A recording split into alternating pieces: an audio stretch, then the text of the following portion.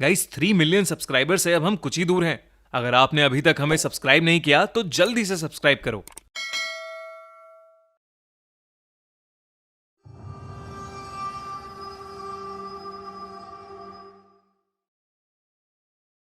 Veronica, the true story. इस दुनिया में बहुत सी मिस्ट्रीज हैं और इंसान ज्यादातर जिंदगी उन मिस्ट्रीज को समझने में बिता देते हैं। ऐसी ही एक मिस्ट्री है कि आखिर मरने के बाद हमारे अपने जाते कहां हैं? क्या किसी और दुनिया में?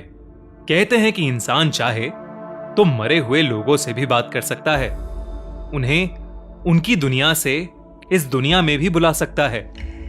पर क्या हो अगर किसी अपने की जगह कोई शैतानी शक्ति, कोई ईविल हमारे साथ जुड़ जाए?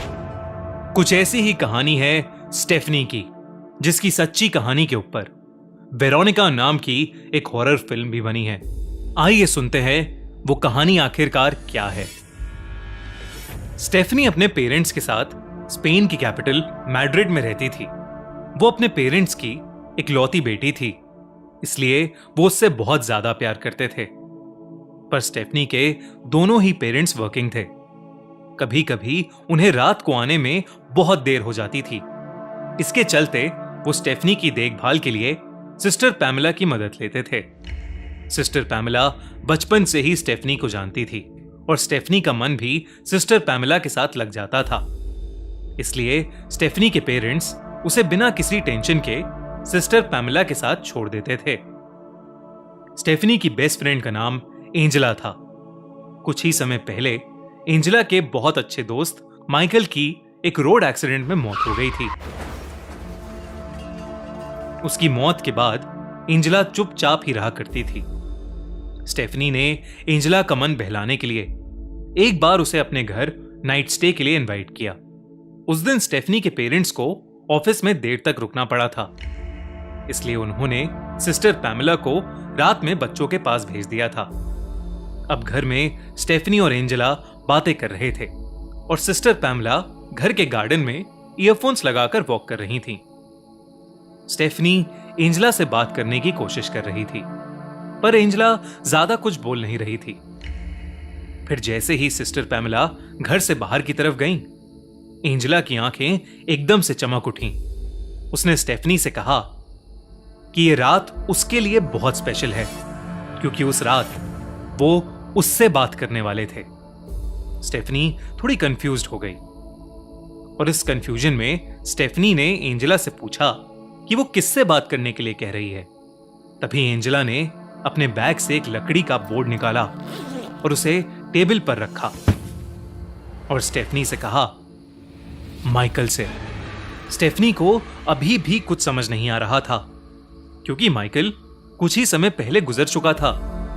आखिर उससे बात कैसे हो सकती थी? तभी एंजेला ने उस लकड़ी के बोर्ड पर एक कपड़ा मारा और उस जमी धूल के नीचे से एक उइजा बोर्ड बाहर निकाला। एंजेला ने स्टेफनी को समझाया कि वो लोग एक उइजा बोर्ड की मदद से स्पिरिट वर्ल्ड से एक कनेक्शन बना सकते हैं और मरे हुए लोगों से बात भी कर सकते हैं।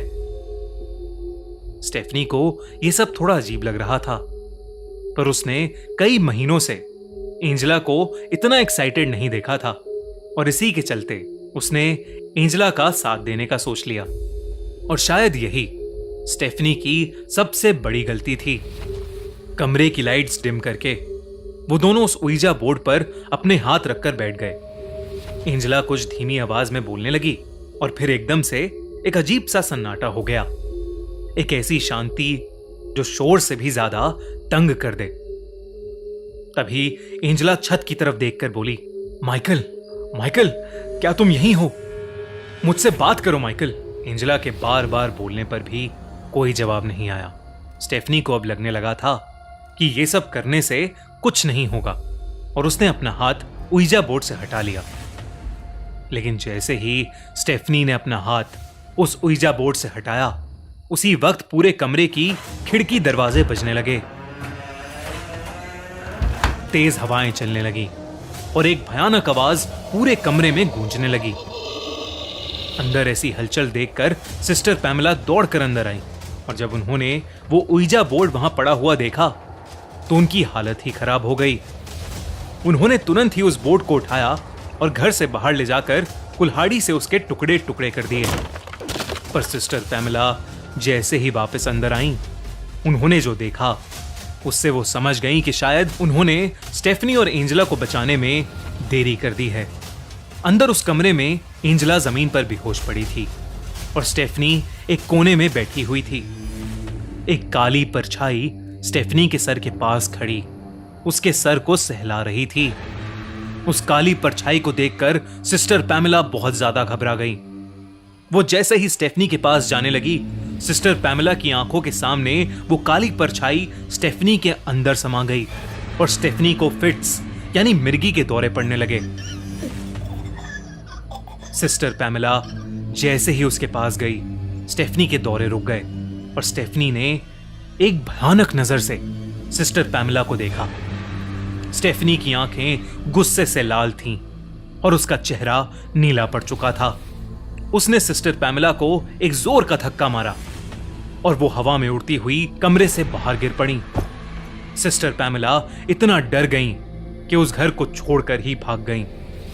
देर रात को जब स्टेफनी के पेरेंट्स घर आए तो उन्होंने देखा कि किचन की जमीन पर दोनों स्टेफनी और एंजेला बेहोश पड़े थे।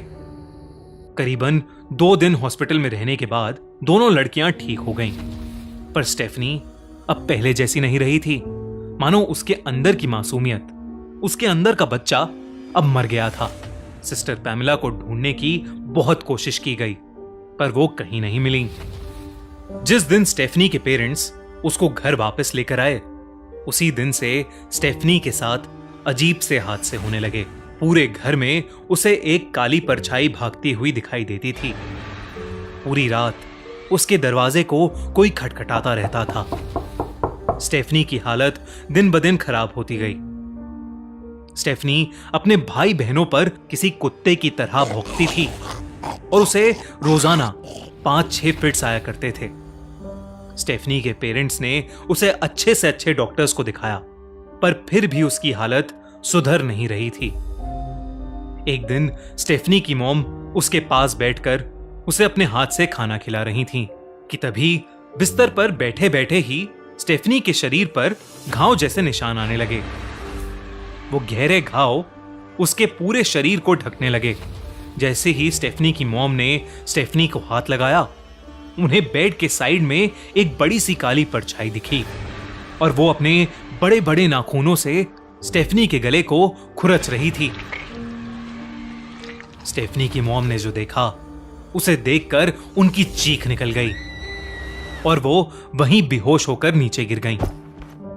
करीबन 6 महीनों तक यही सिलसिला चलता रहा और आखिर में कभी ना खत्म होने वाले एक फिट्स के दौरान स्टेफनी की मौत हो गई। पर स्टेफनी की मौत के बाद भी वो काली परछाई स्टेफनी के पेरेंट्स को तंग करती थी। बेटी की मौत के थोड़े समय बाद ही उसके पेरेंट्स भी चल बसे और आज तक कोई उनकी मौत की ठोस वजह नहीं जान पाया है। आपको क्या लगता है, क्या जो कुछ भी स्टेफनी को दिखता था वो सच था, या ये सब उसके दिमाग की उपज थी? अगर नहीं तो उस दिन माइकल को बुलाते हुए आखिर कौन आ गया था? अब खूनी मंडे के साथ साथ हमारी नई पेशकश फ्रीकी फ्राइडे भी एंजॉय करो। Check out our new exclusive horror story hotel soulful, only on our Spotify podcast, The Horror Show by खूनी मंडे, लिंक इन डिस्क्रिप्शन। हमारी अगले हफ्ते की कहानी रक्षाबंधन हॉरर स्टोरी Spotify पर ऑलरेडी लाइव है, तो डिस्क्रिप्शन में दी गई लिंक पर क्लिक करिए और जल्दी से उसे सुनिए। और हाँ, हमारी वीडियोस की लेटेस्ट नोटिफिकेशंस के लिए बेल आइकन दबाना मत भूलना।